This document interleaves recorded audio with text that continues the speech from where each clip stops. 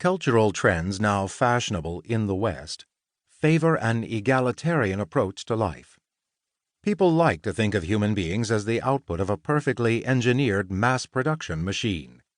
Geneticists and sociologists especially go out of their way to prove, with an impressive apparatus of scientific data and formulations, that all men are naturally equal.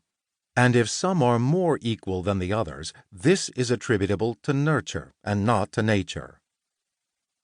I take exception to this general view. It is my firm conviction, supported by years of observation and experimentation, that men are not equal, that some are stupid and others are not, and that the difference is determined by nature and not by cultural forces or factors. One is stupid in the same way one is red-haired. One belongs to the stupid set as one belongs to a blood group. A stupid man is born a stupid man by an act of providence. Although convinced that fraction sigma of human beings are stupid and that they are so because of genetic traits, I am not a reactionary trying to reintroduce surreptitiously class or race discrimination. I firmly believe that stupidity is an indiscriminate privilege of all human groups and is uniformly distributed according to a constant proportion. This fact is scientifically expressed by the second basic law, which states that the probability that a certain person be stupid is independent of any other characteristic of that person. In this regard, nature seems indeed to have outdone herself. It is well known that nature manages, rather mysteriously, to keep constant the relative frequency of certain natural phenomena. For instance, whether men proliferate at the North Pole or at the equator, whether the matching couples are developed or developing, whether they are black or white, the female-to-male ratio among the newly born is a constant, with a very slight prevalence of males. We do not know how nature achieves this remarkable result, but we know that in order to achieve it, nature must operate with large numbers. The most remarkable fact about the frequency of stupidity is that nature succeeds in making this frequency equal to the probability sigma quite independently from the size of the group.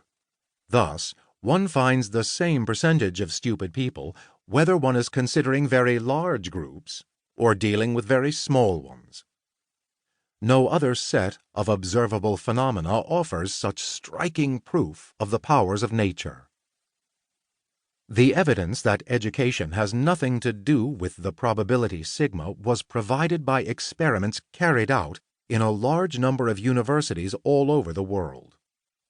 One may distinguish the composite population that constitutes a university in 5 major groups, namely, the blue-collar workers, the white-collar employees, the students, the administrators, and the professors. Whenever I analyzed the blue-collar workers, I found that the fraction sigma of them were stupid.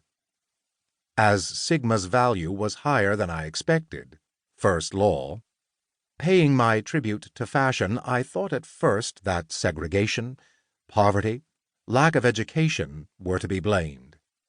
But moving up the social ladder, I found that the same ratio was prevalent among the white-collar employees and among the students. More impressive still were the results among the professors.